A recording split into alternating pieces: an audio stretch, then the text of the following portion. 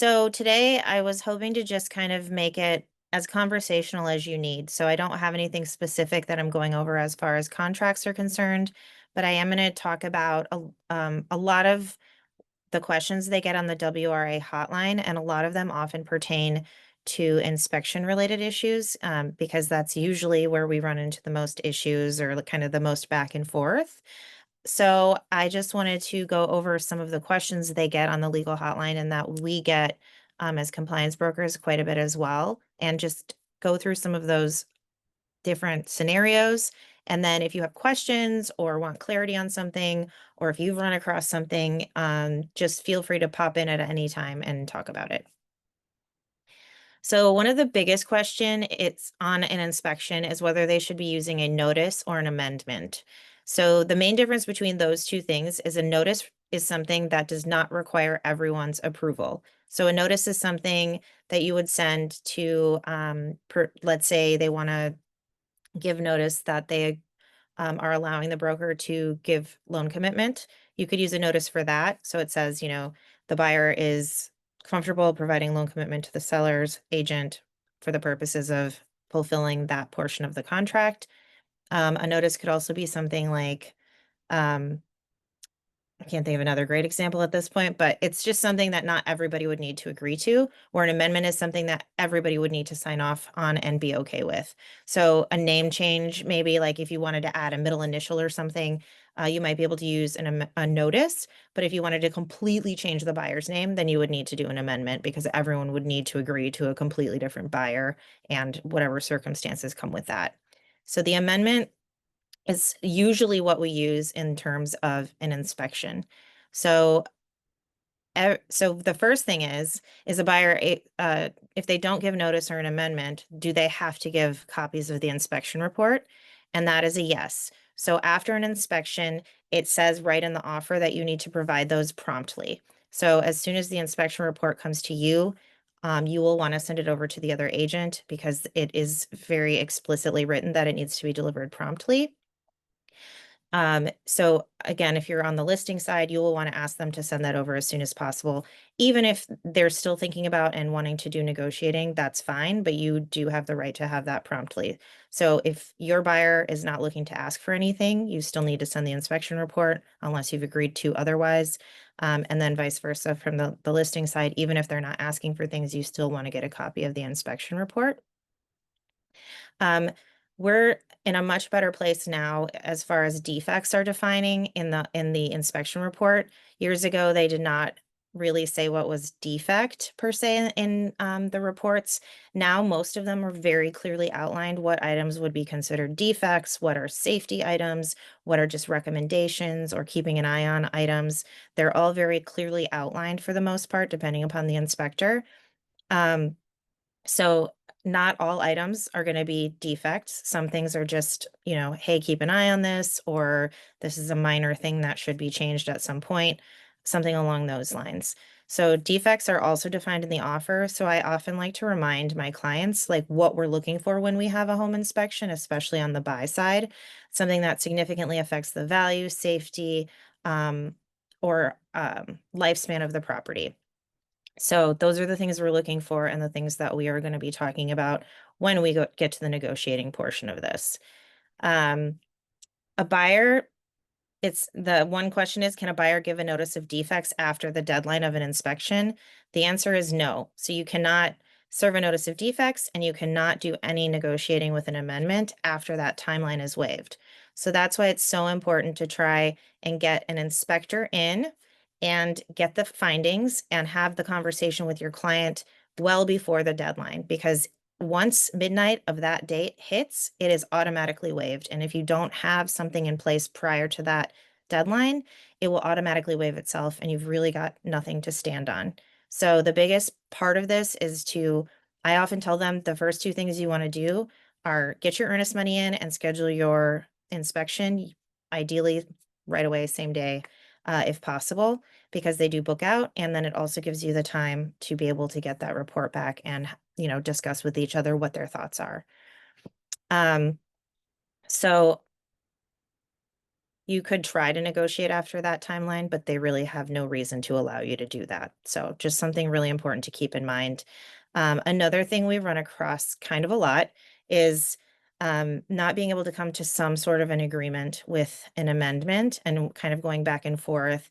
And, I get a lot of people calling the day of the inspection amendment or inspection contingency expiring, saying like, what do I do? We don't have anything agreed to in writing for both of these people, for both of these parties yet. What should we do? And the answer is you've got to do something. So you could send a notice of defect over just to kind of cover yourself, so that if an amendment isn't agreed to by that deadline, then you at least have a notice of defect served to the other agent to let them know, like, that basically you're attempting to get out of the contract.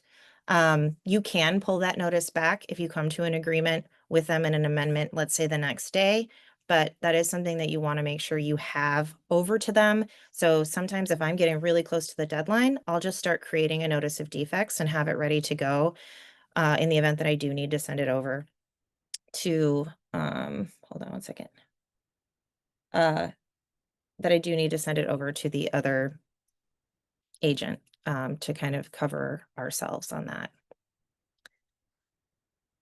Um, so if your buyer, so what happens is you have the inspection, you come to some sort of an agreement via an amendment. You say, hey, we'd like X fixed and X fixed. If those two things are done, then we are willing to waive the inspection contingency, and then you move on with the sale.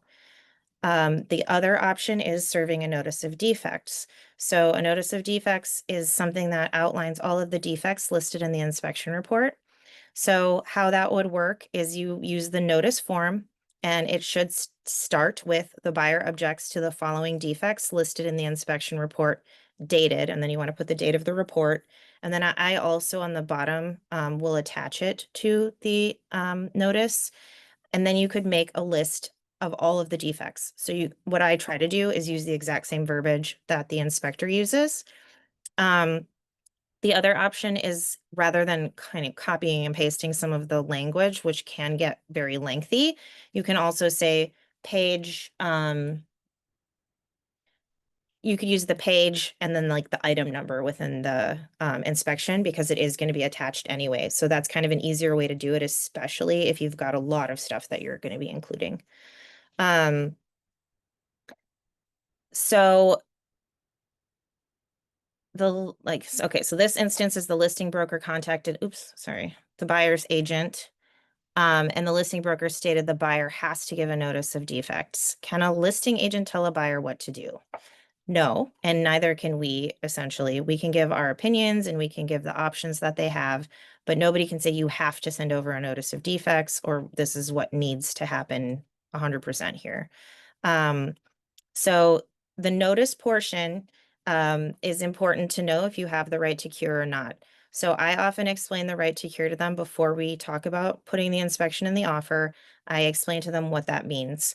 So usually what I say is if they don't have the right to cure, if you were to serve a notice of defects, the contract is automatically null and void. It just makes it a lot cleaner. It's automatically done. That's it. If they do have the right to cure, depending upon the time frame listed in that right to cure, the seller has that amount of days to decide if they want to elect to cure those defects, which means they're willing to fix the items noted as defects in the notice. However, this gets a little gray because sometimes defects can be kind of a term that not everybody agrees on. So that's where it kind of can get a little less clear, where they could, not agree that something is a defect. And that's where we would potentially need to get legal counsel involved for them to look over the report and dictate whether or not X item is indeed a defect or if it is not a defect. So it can get a little less clear there. More often than not, when you serve a notice of defects, it's so much stuff or stuff that the seller was not necessarily anticipating, um, that it's, a good chance they don't opt to cure those items, but it does happen. So just keep that in mind when you're talking to them about offering the right to cure within the offer. Um, so again, this is kind of what we just talked about. So when you serve a notice of defects, you do need to include the inspection report attached to it. So make sure that that's always accompanied with the notice because that's important. Also, the inspection report, if you've included it in the notice, you would need to do that as well. The thing that really kind of kills the deal and talks about disbursement of earnest money is the cancellation and mutual release. So that's something that you would need to get signed in order for that buyer to be able to move on and go to another property or whatever the case is. You would need a cancellation and agreement. Cancellation agreement and mutual release. A lot of people call them CAMers. And you would need to have that signed. If the seller does not agree to sign it, then the seller can either opt to cure, or then it gets to the hairy point again of potentially needing legal counsel to get involved to decide how the earnest money is going to get dispersed and if the buyer is free to be writing other offers at that point. Does anyone have questions thus far? Okay. So this is something that is kind of an easier way to explain to people how things will work. So you have three choices when you have an inspection. You can buy it and close. You can do an amendment, which everyone agrees to, and close. If they don't agree to the amendment, you can go to the notice phase, which is the notice of defects. If you have the right to cure, then the seller has the option to cure all the items noted as defects. If you do not have the right to cure, the transaction is dead, null and void, once you serve a notice of defects.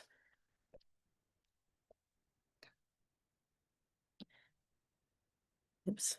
So this is something that gets asked a lot as well. What I was mentioning earlier about wanting to have a notice of defects ready to go. That's a very important piece of this. So the other thing you can do is provide both at one time. So you could serve a notice of defects and an amendment. A lot of people feel that that's a very effective way to negotiate because it's basically saying if you don't agree to the items in the amendment, then we're telling you right now that we are serving a notice of defects. So choose one or the other. You can do that. It is a way to work through that. But you would want to tie up the loose end of the notice that you've sent over in the amendment, meaning you've served a notice of defects, and if they agree to the amendment, you need to pull the notice of defects back. So you would just automatically include that in the amendment that you are sending over for the inspection along with the notice of defects. So it would say whatever all the fixes are you're looking for them to do, and then it would say the amendment is pulled, basically. You want to add that in that same amendment that it's been withdrawn.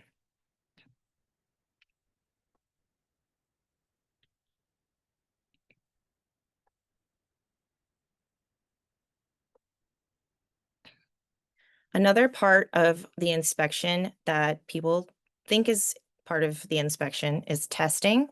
It is not automatically part of an inspection. Testing is completely different than inspections.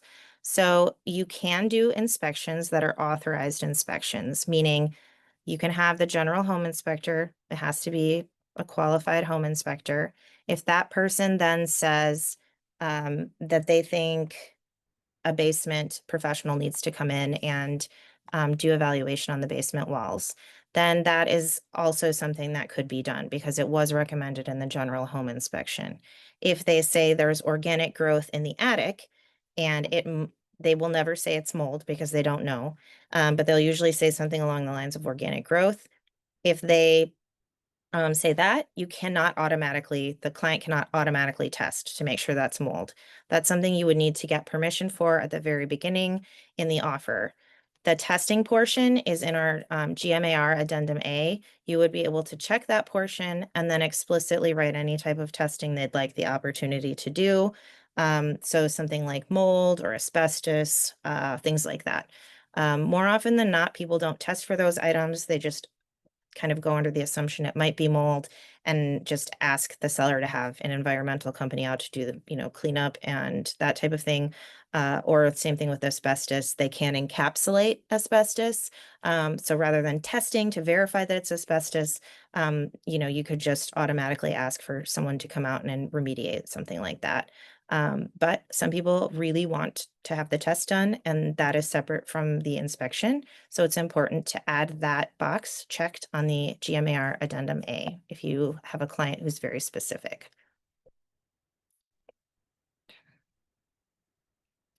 Again, this talks about a definition of the inspection. It's just a general home inspector. They do have to be Wisconsin registered home inspector. And then any follow-up inspections from that written report can be done as well. That's been agreed to when you have an inspection contingency in the report. Some people think that if the seller doesn't want to allow access for an inspection or appraiser or whatever it might be, that they don't have to. They are agreeing to that when they sign the offer. So they are saying that inspectors, testers, appraisers should be given reasonable access to the property with advance notice, especially if it's necessary to satisfy a contingency. Um, the buyer and the licensees may be present at those inspections. So the seller can't say that's fine, but I only want the appraiser here. The licensee and or buyer would be able to attend if they desire. Um, so if a seller attempts to not allow somebody in, they would be your client as a buyer would be able to argue that the seller is not acting in good faith in their portion of the offer.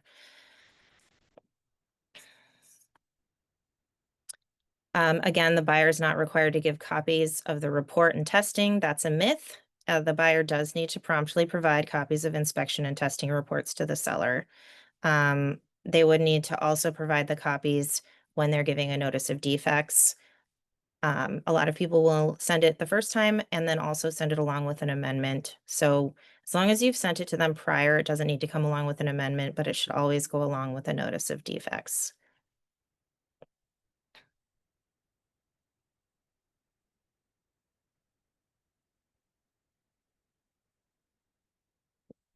This is kind of a sticky one. Myth is that an agent must attend the home inspection. So the answer really is they don't necessarily need to be there. So a buyer's agent doesn't necessarily need to be at the home inspection.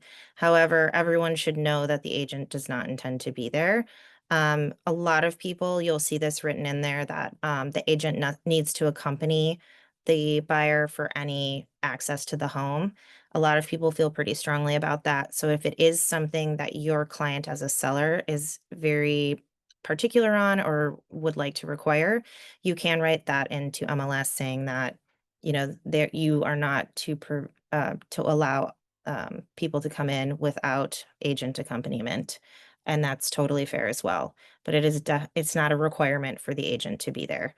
I, as a buyer's agent, always like to be there. I think it's really important. You learn a ton at every inspection, no matter how long you've been doing it. There's always something new. And then B, you have a much better handle on what the report is pointing out so that you're able to either if you need to follow up inspections or you need to negotiate, you fully have a handle on exactly what they're talking about and how, let's say the sump pump should be functioning versus what's currently happening. So it is, I think, prudent to attend home inspections whenever you can. And honestly, even if I can't attend, I try to send someone on my behalf that is a licensed agent, just so we have that representation there for the buyer.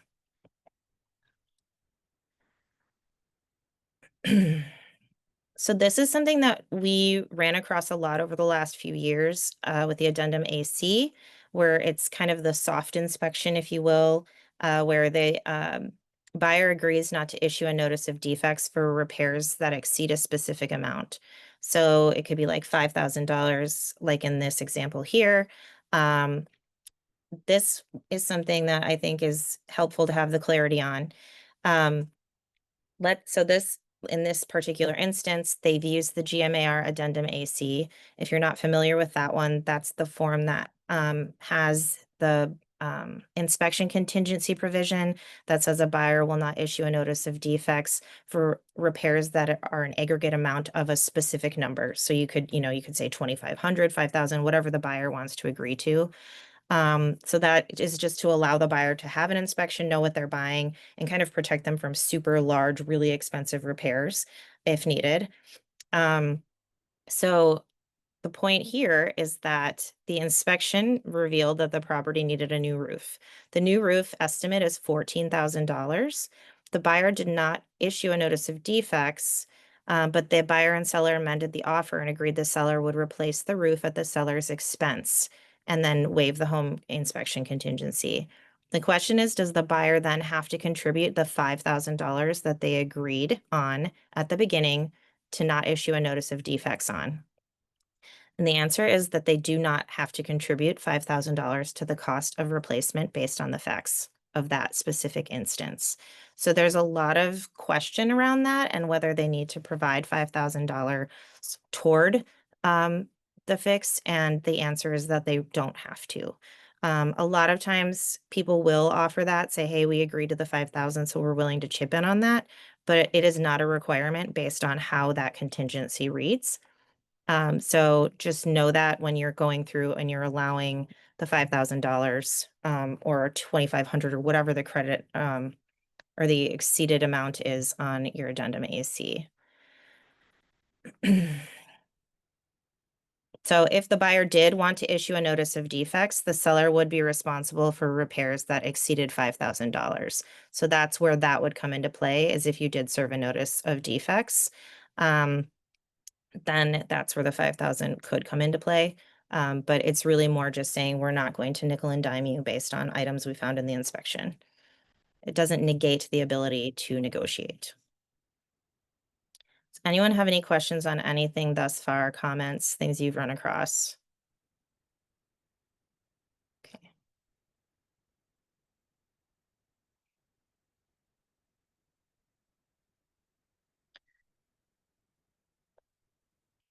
So since we talked about it a little bit, I just wanted to go back over what all the different forms are and what they're used for. Basically, a notice, a counteroffer, an amendment, a cancellation and mutual release, the difference between them and when you would use them. So an amendment is something you would use when, again, both parties need to agree to something. In this instance, it's going to be an inspection, and that would be something that everyone needs to agree upon. So if you do an amendment, this happens a lot more than you think. But if they want things that fixed in the inspection, but you run out of room on that offer to purchase or amendment to the offer to purchase, you can use a WB, another amendment, or there is a blank version of an amendment in zip forms. So I believe it is called like blank amendment or blank addendum. And you would want to make sure that you're adding that as a attachment to the amendment, but that is something that you could use, or you could use another WB-40. A lot of people prefer the blank one because it doesn't have any verbiage on it other than it's like just all blank lines. So that's just something to note there. One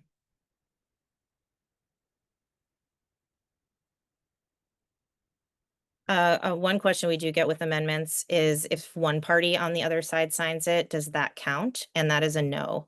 So again, if you are working toward a deadline and one seller agrees, but the other one hasn't agreed yet and it hasn't signed it, then that's where you want to make sure you're taking care of yourself and your clients and getting that notice of defects ready to go, because you need everyone that signed the initial offer to sign the amendment in order to make it an enforceable amendment.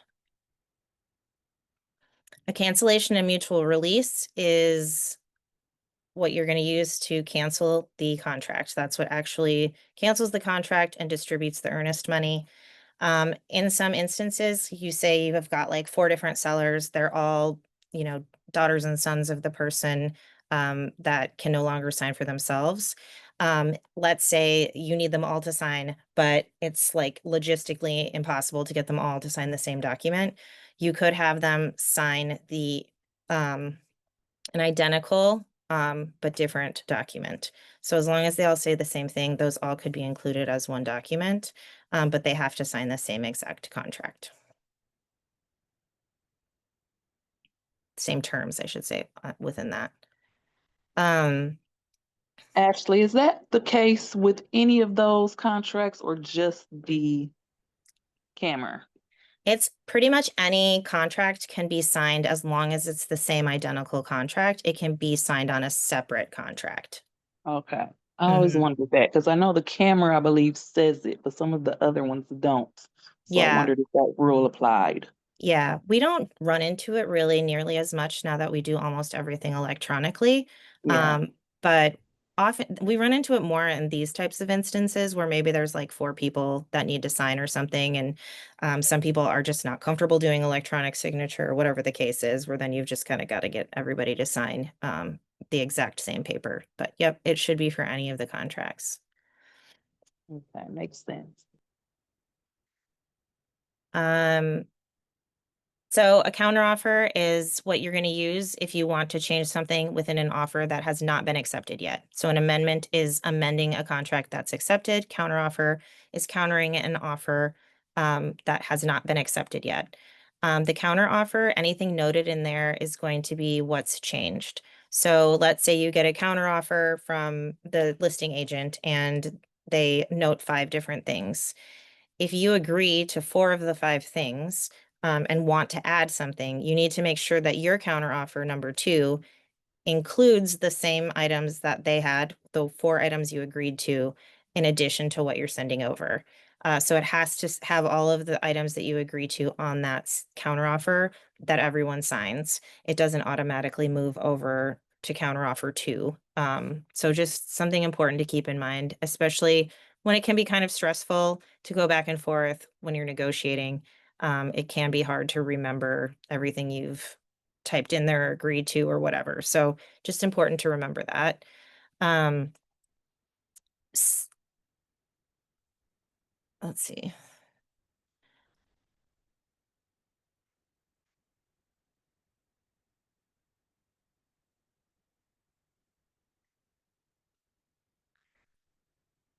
So we run into this a lot too. When I'm reviewing contracts, you do lose track of what number the counter is. So it is important to remember which counter offer number it is. It's at the very top. It says this is counter offer X, and it's being presented by X. So you would need to either strike seller or buyer, who's ever offering the counter offer. And then you would also need to make sure you're doing counter one, counter two, counter three. It can get annoying and a little bit forgetful once you're if you've got a few of them. We haven't run into that too much with kind of the way the market has been, but I think we're going to start running into that a little bit more. So just something to keep an eye on. It needs to be sequentially done. So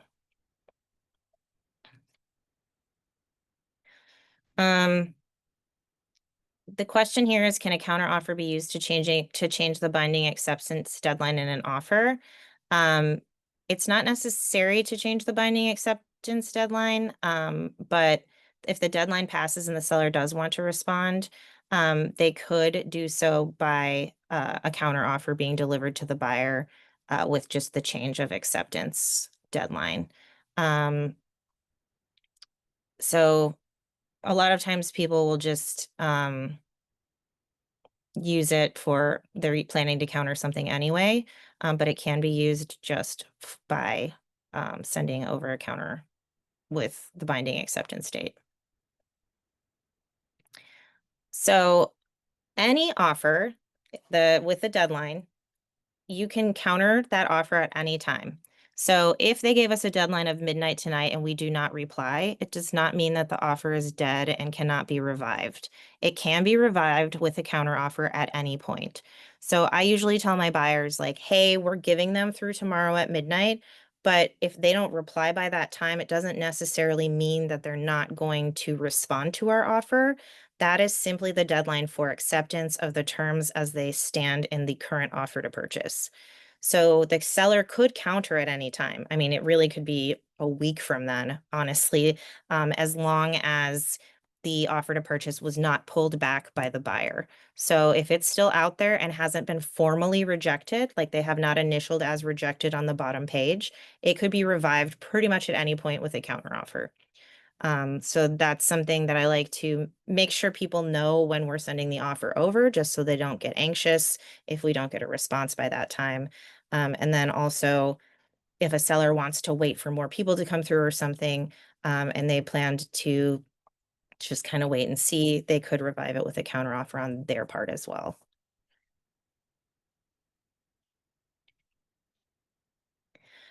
So a notice is again the document that only needs to be signed by one party.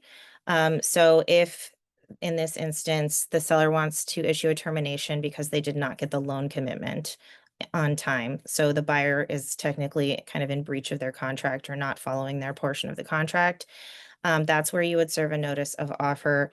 I'm sorry, notice relating to the offer in order to let them know, like, hey, you did not meet this timeline, and therefore we're giving you notice that you are not following your portion of the contract. And then you would also need to send over a cancellation and mutual release for everyone to sign to officially cancel that contract.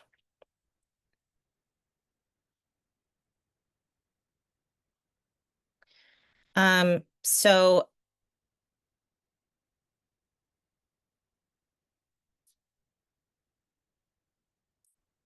okay, so in this instance, the buyer issued a notice of defects when they got the report.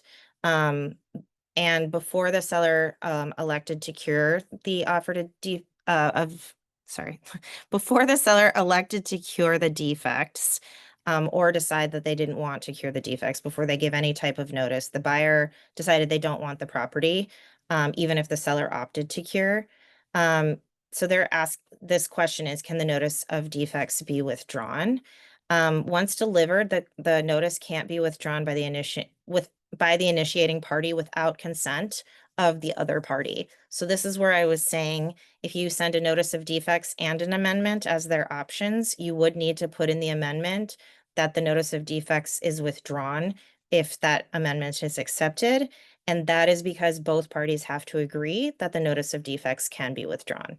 So it's not a unilateral decision at that point if a notice of defects has been sent that it can be pulled back. It has to be signed off on by everybody in the form of an amendment. So these are the ones that I had picked out.